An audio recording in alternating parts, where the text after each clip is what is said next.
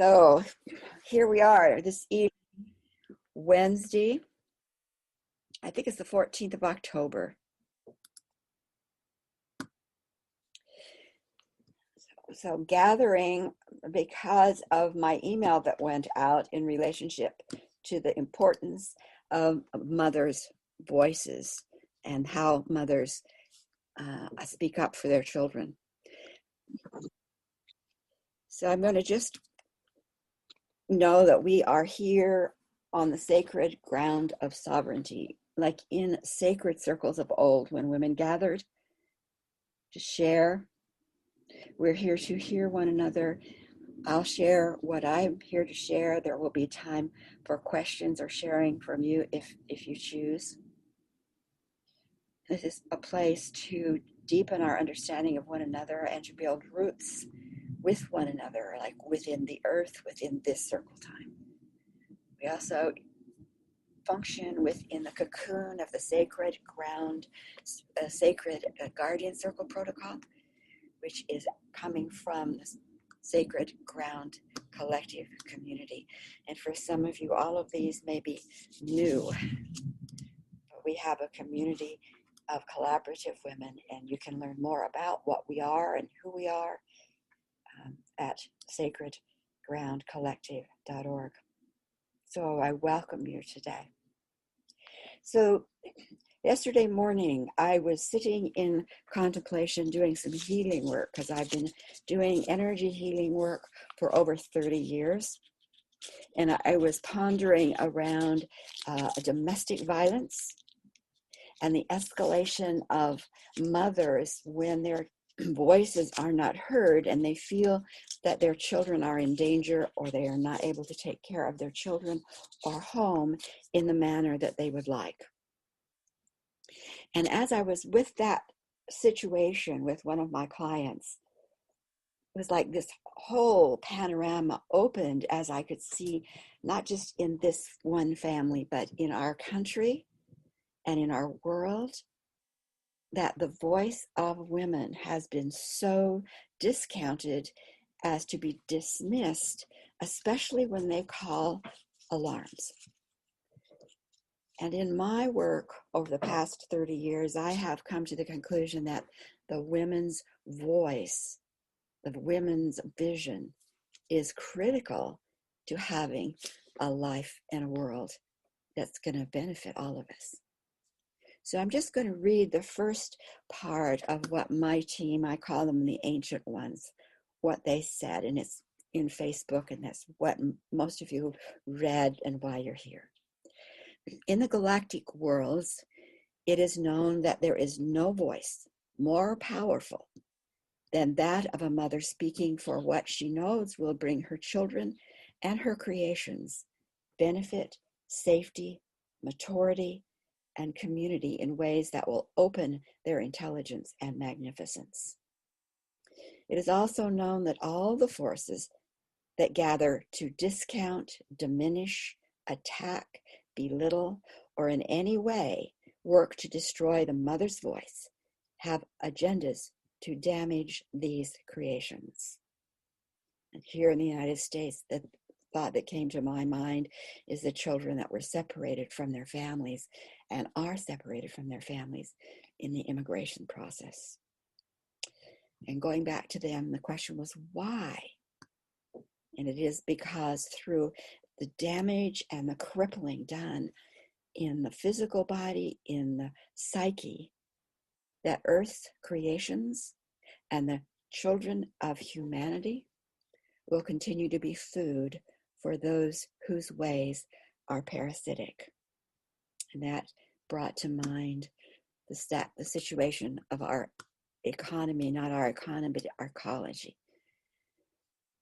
So I put that out and had a lot of response. And I went, you know what? I want to share a little bit more about my understanding of the mother's voice.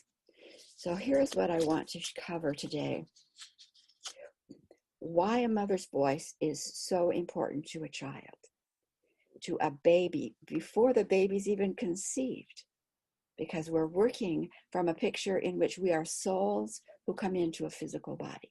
So we exist before we're birthed. So what is the mother's role there? Number one. And we knew when we were considering incarnation, that this earth was pretty contaminated with a lot of negative patterns, energy, constructs, etc. So what did we plan in order to live on this planet without getting caught in the trap? Number three. And number two. Number three, we've assumed that we have no Earth Life 101 book to help us get through. And I want to talk a bit about that. So I want to talk about those three things from the perspective of my personal work and experience. So it was in '89 that I started doing energy work, meaning working with vibrational fields that were unseen to the human eye. So I didn't do massage. I didn't do, any kind of physical, because that's not working in the unseen. The unseen is vibrations that we don't perceive with our physical sensing system.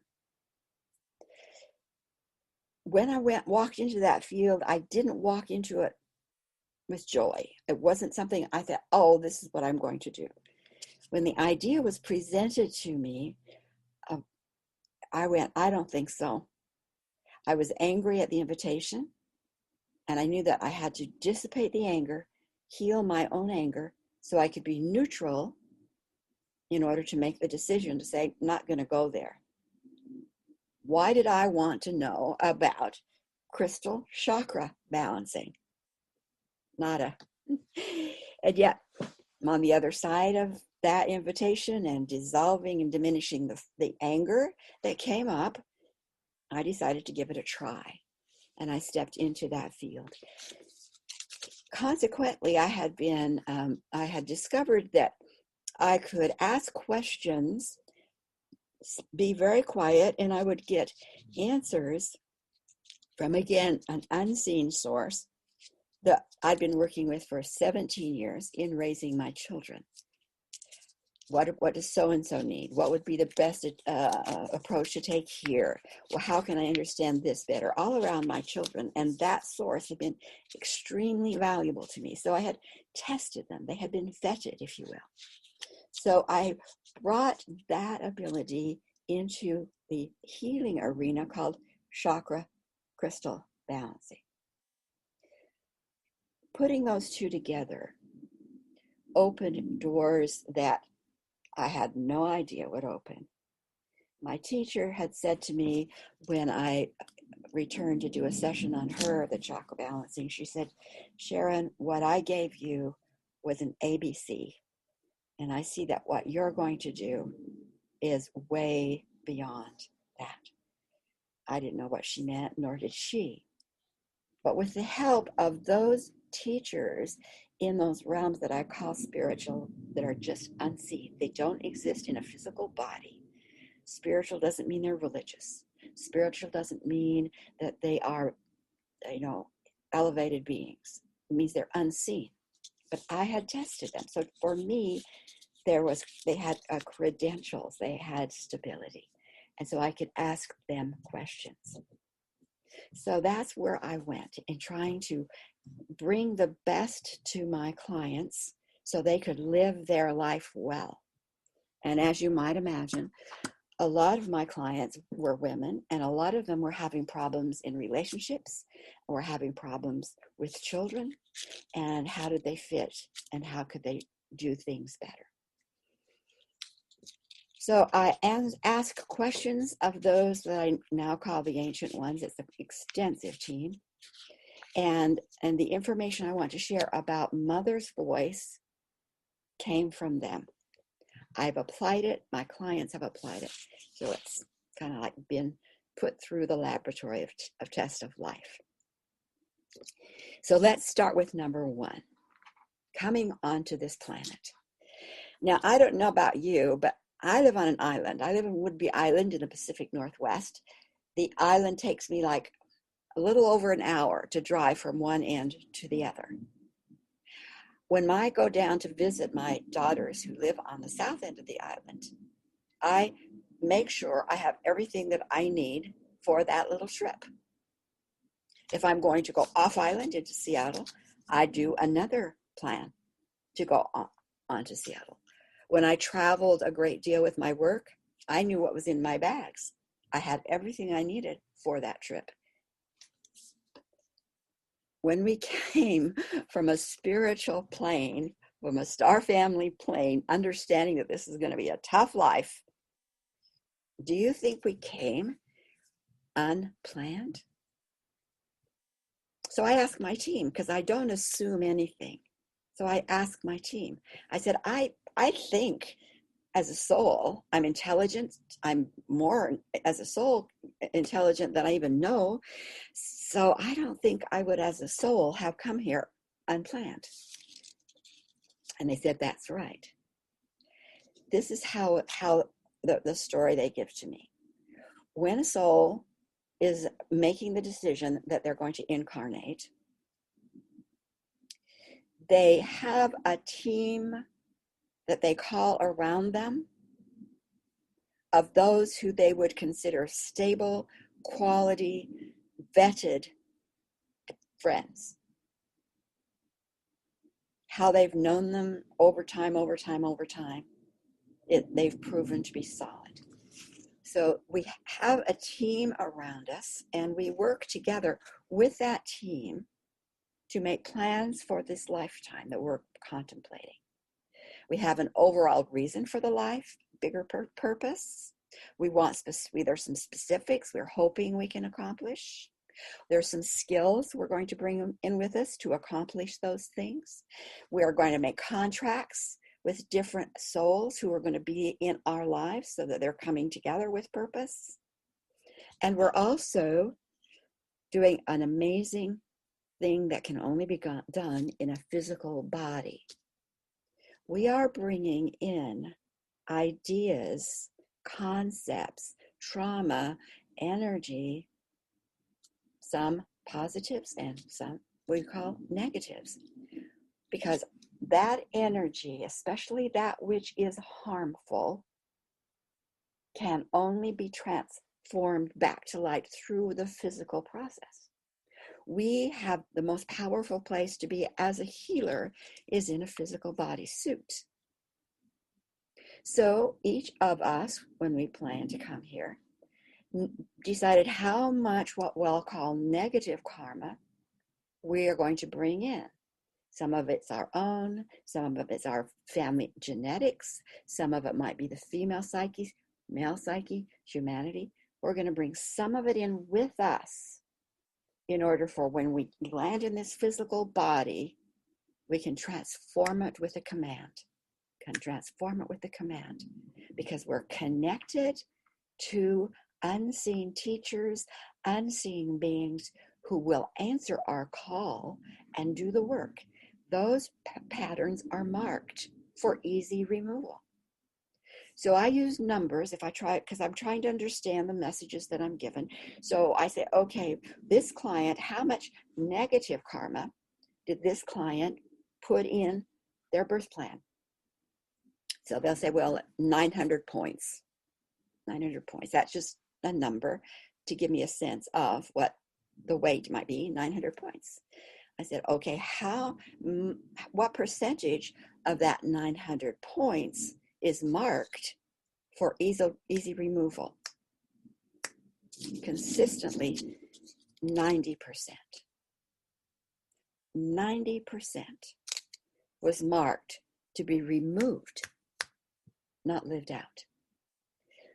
Well, unfortunately, we live in a time when spiritual work, energy work,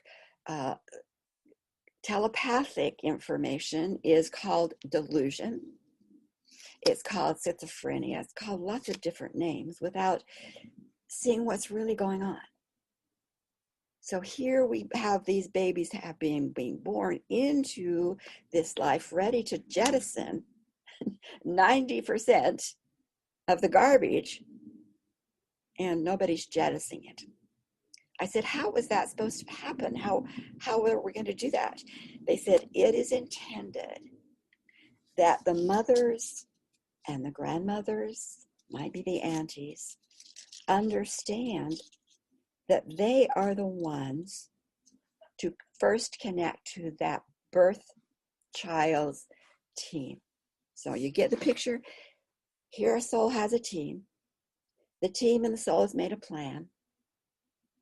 The soul is going to go into this tiny bodysuit and into this very cramped space for a period of time through the darkness, having to get used to this space right away, this limited space of physical. So decombobulating for sure. What did we expect? Well, we expected that the mother would begin singing the song to the baby to the mother, the soul team to the mother before birth. So that the mother becomes part of the team because she continues to open herself telepathically to the team and the soul that's going to be baby. She's on the team. She's hearing the messages. She's knowing what's best, so that when that baby comes into her world, she can immediately start reminding the baby about the team. Yes, do you see the angel standing next to you? No, that's not a monster under the bed. Look, that's one of your team. Come on out from under there. You don't have to hide from. She immediately starts talking to the baby about his or her connection to her team. And while the baby's making the adjustments, mother is hearing from the team what that baby might need, what baby is needing. She's doing the remembering so that she can remember the baby to the plan. And what they said to me is, in that process, in the first year, the mother, grandmother, auntie, sister, whoever is capable, was to sing and declare and ask for the removal of those marked karmic negative plans, 90%. So by the time that baby is one, not only has that connection started to be woven, but 90% of the negative karma was to be gone. Mothers' voices are critical, and mothers have forgotten too. Mothers have forgotten too.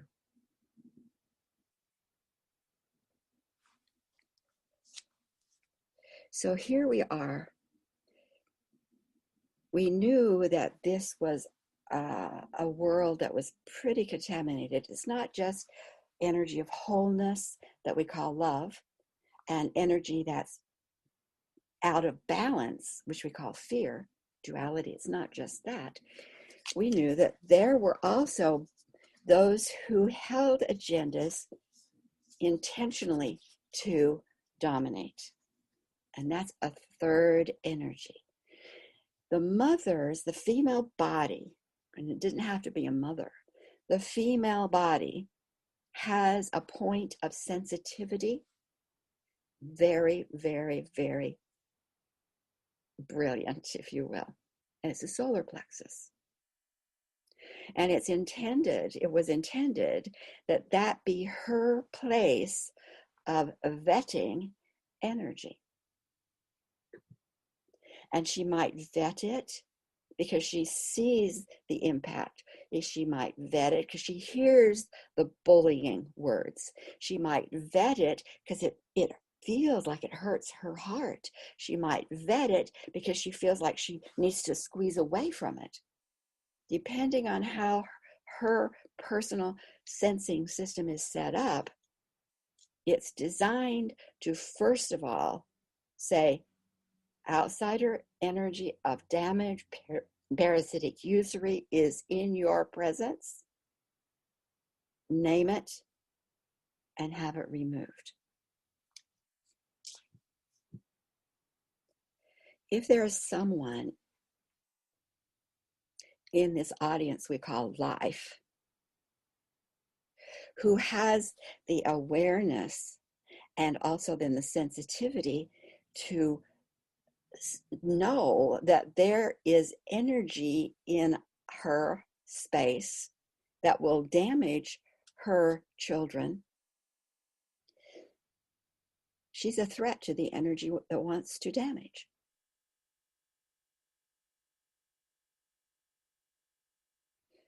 Let me say that again. There are energy agendas connected to energy beings, souls on a different level, who have the purpose of using other people. They have a master-slave mentality. They are not out of balance fear. They use fear, but they want and have been using their energy to entrap others. We call it systemic domination. Some people call it systemic racism. Some could call it systemic anti-feminism. Some could call it systemic patriarchy. It has lots of different names, but it's the same agenda. So what if there is someone in the audience that can go like, whoa, I got that one. I see who you are. I hear the timbre of your voice. I see the outcome of your actions. And you are not love, nor you're not fear, but you have an energy to entrap. You can't be here. Take them out of the audience back to the home where they come from. Who could entrap? No one. So with women having that assignment, they have been a threat to those very agenda beings. Therefore, you have witch hunts. Therefore, you have rape camps. Therefore, you have laws that take away female rights. Because the power of the female voice was intended to design and say, this is what I'm going to create in my home for my children. This is the food we're going to eat. This is the music. These are the thoughts. This is the way we're going to act. She was to design the culture for her home. And anyone that would destroy or dismantle or invade to disrupt that, she was to have the right to say, this energy cannot be here, and be supported in that and be protected in that. You see? I don't know if you know anyone who's been in domestic violence situations. It's a perfect example of what has happened, because we have now a culture of domination with no protection for the whistleblower called the partner.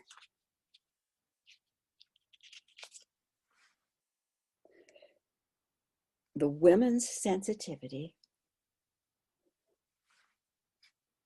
got her in trouble, because when she spoke out in times of the invader culture, in the witch hunts culture, the more she spoke out, the more she was destroyed. Whether she was burned at the stake, whether she was dunked in the pond, whether her whole family was rounded up and killed. And so women have softened or sometimes even eliminated that voice.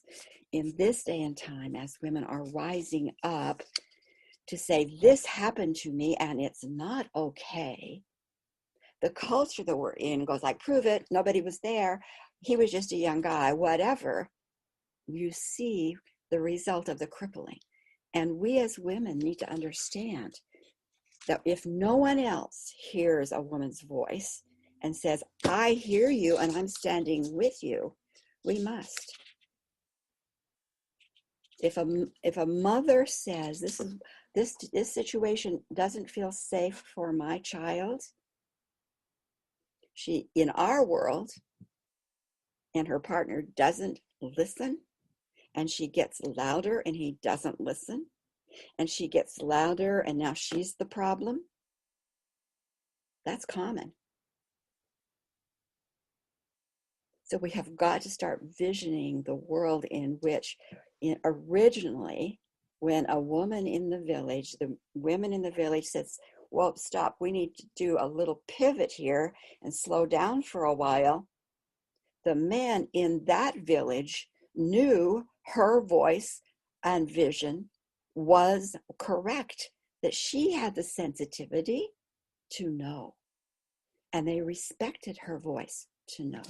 And they slowed down and they took a break and they filled the village with love. They never discounted. But the invaders, when they came in, did not pay attention to a woman's voice. They escalated their war against her to entrap. A mother's voice is really, really important. Now, we've assumed, going to point 3, we've assumed that, oh, why didn't we get Earth 101 book? You know, why don't we have that? Well, in the mid-90s, and that's when I was, starting doing my work, and a lot of my work came, most all of it actually came because I asked my team offline, no books, no videos, certainly no YouTubes. They said, the information that you need isn't on the planet. If you want to do what you're called to do, you have to let us give you the answers. We've got to restore the information through you. So one of the things I said was, I knew that as an individual, my clients each of them had an overall assigned vibration for their life. It might be, I'm going to really step into joy. I'm really going to step into clarity, which means they would have to address all the reasons they hadn't done it in other lifetimes. So it's a healing process to get to where you were. But then one day I said to my team, I said, is there a general assigned vibration for those souls, that would choose to come into a female body? Thinking that was ridiculous because there's so many things women do. But they said, there is. So I said, what is it? They said, to lead. I said, to lead? They said, yes. To set the policy, to create the culture, to be the leaders. And I kind of was taken aback. I mean, that's the 90s. My mother's friends didn't even know how to drive or write a check because their husband did it for them. To lead. I said, well, that's very interesting. Then I guess there is a general assigned vibration or general purpose for a soul who comes into a male body. And they said, there is. I said, what is that? And they said, he's the nurturer. And I said, you've got to be kidding me. Women were originally, they were given the assignment to lead. They said, yes. And men were given the assignment to nurture, and they said, yes. I said, okay, I'll just take you at your word, and we'll, and did a lot more asking. And pretty soon it became very clear to me and to many others in that healing arena at the time that that chakra system, it represented the crippled DNA. It represented wiring that had been miswired. So we started doing the rewiring. There's about 15 basic chakras, and they are representative of the information in the original DNA plan. It was the original body, the original book for life on the planet. And it would naturally unfold. So as I asked them, then what what are the other centers? What are they? And they pointed them out. We began working with them. But they said, you have to understand, they unfold differently in a male bodysuit than they do in a female bodysuit. Same centers, but they unfold differently because of the assignment. I said, so they unfold differently for a nurturer than for a leader. The leader, they said, correct. Power center in the original male body was the heart, which had been crippled and bypassed early on, part of the crippling. The power center actually for a female was first Earth Gaia, rooting with other sisters. You've heard stories of in the ancient times, in the ancient villages, the women would gather in circle regularly, not just play circles and not just quilting bees, but in sacred circles. They rooted into the earth in circle and in literal roots of communication, so that the love, the fullness, the possibilities, all that came from home came into the root system that Gaia held for the women to do their work. So the power center of Gaia, the root of rootedness of sacred sisterhood. And then as she moved up from the earth, from bringing that amazing possibilities and the energy to say, how are we going to design our villages? She's working together, and they're working together to design villages, to design homes, to design ways to thrive. And then she moves to the next power center, which is the solar plexus. I don't know how many of us have been taught the importance of the solar plexus, the power center represented by Sophia, even represented by Lilith.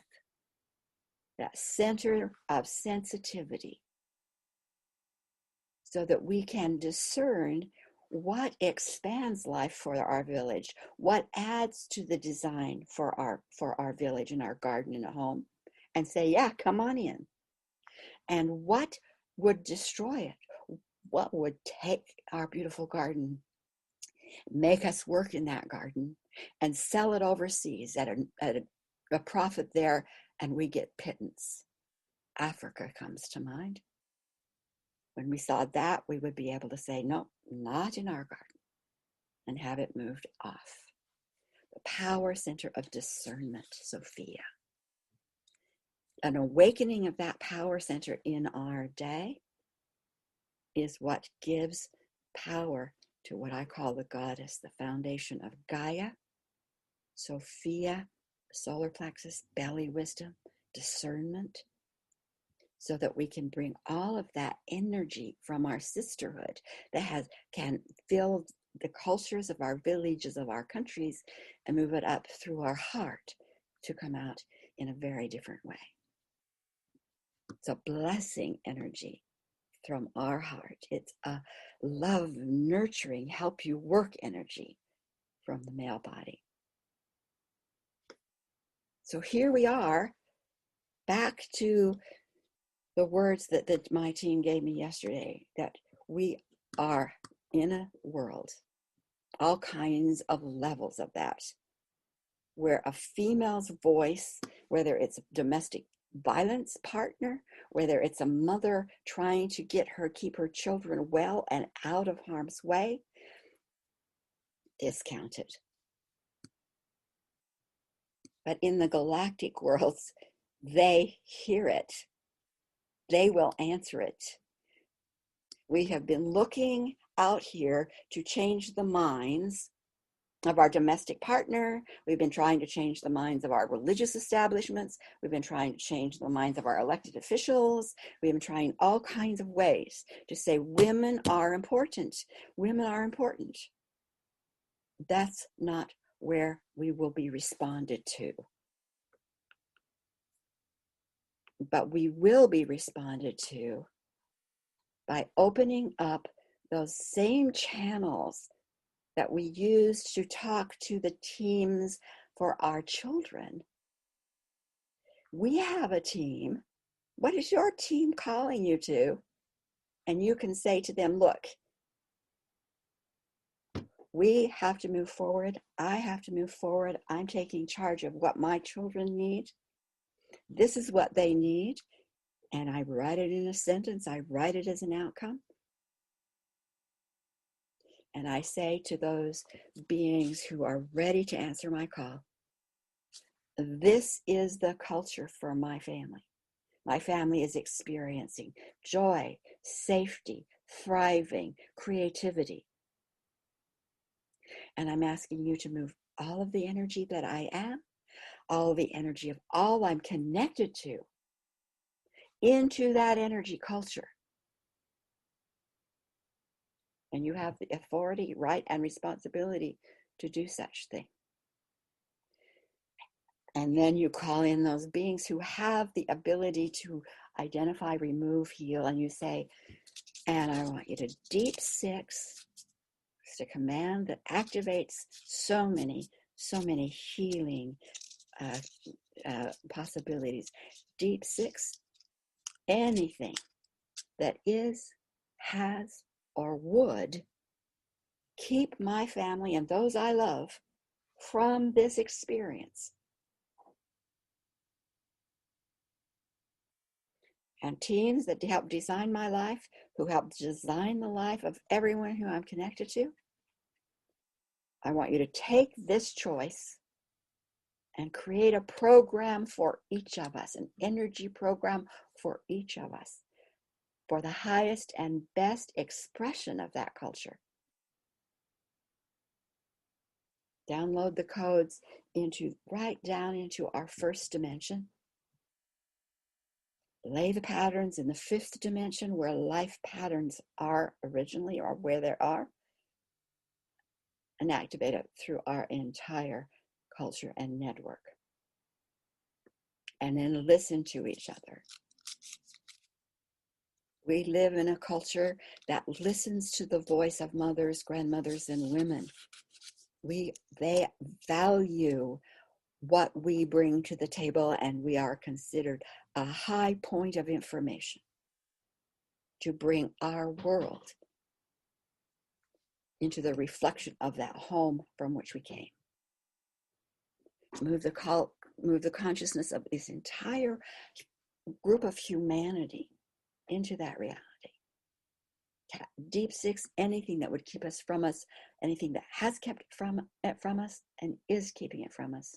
Deep six all. Write the highest expression program and download it into our psyche, our consciousness on every level, and activate it in our behalf.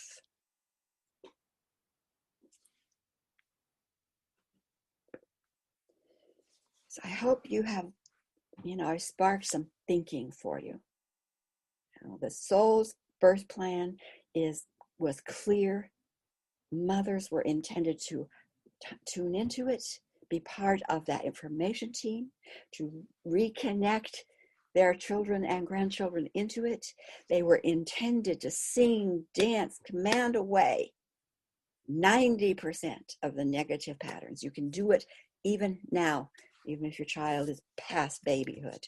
You can sing those marked patterns away. We have the right, we have the sensitivity to discern, and we have unlimited teams in the unseen who will answer your call and will begin changing the energy, the foundation that will allow and actually cause systemic domination structures not to be dismantled, but to dissolve away. So that's my information for today. I'm going to let you be with that a minute and open up the lines. If any of you have a question or you want to say anything, bring it in. Certainly, we're open for that. So I'm complete, and the space is there for any of you.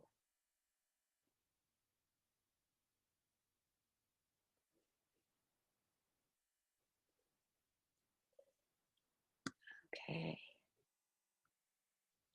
So there, I always like to make sure that I give you some action steps. That's called a reality shift.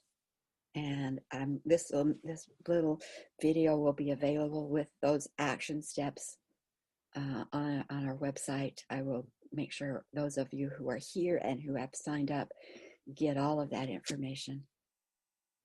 You will add incredible power to the shift that we need. And you're in the perfect place to do so.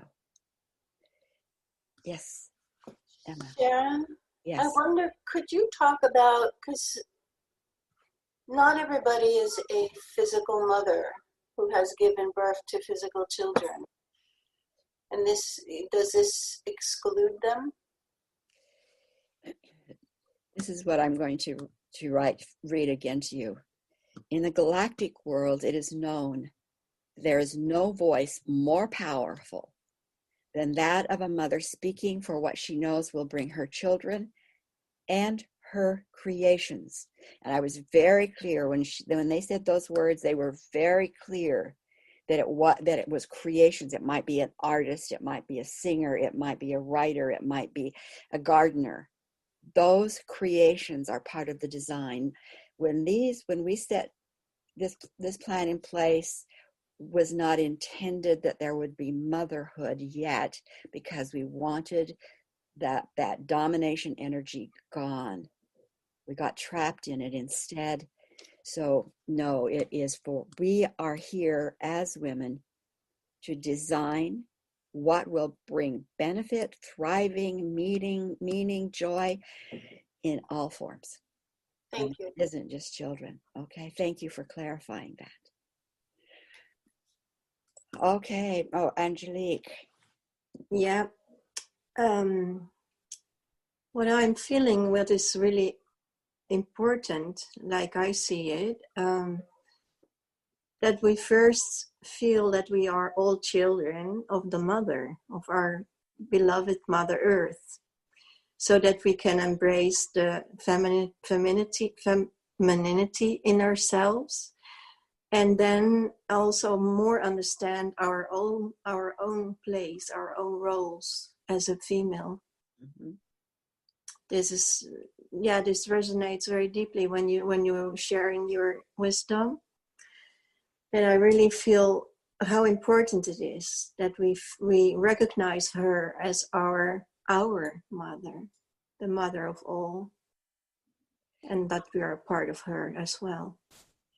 It was the for the DNA unfoldment in the original chakra system. The soul or the energy of that one who would be in a female suit, after she had given an okay for the life at the causal chakra, would anchor to the feet base. That would be first chakra. Second chakra to the mother, to Gaia. Mm-hmm. To Gaia. That's why, the roots there. Yeah. And the sisterhood there. I can't emphasize that enough. Sometimes we have been so disconnected intentionally from ourselves and from each other. So thank you, Angelique, for that reminder. Thank you. Okay. Thank you so much. Thank you for your wisdom. Well, not mine. The ancient ones did a good job. They've been teaching me for a very long time, and it's just, time to, I'll be calling, sending their words out in various ways. So thank you for being here. Much love, everyone. Thank you for what you're doing, because I know all of you are playing roles, holding good spots on this planet beyond what we even understand. And thank you for that. Bye. Until another time. Thank you. Okay, bye. Bye.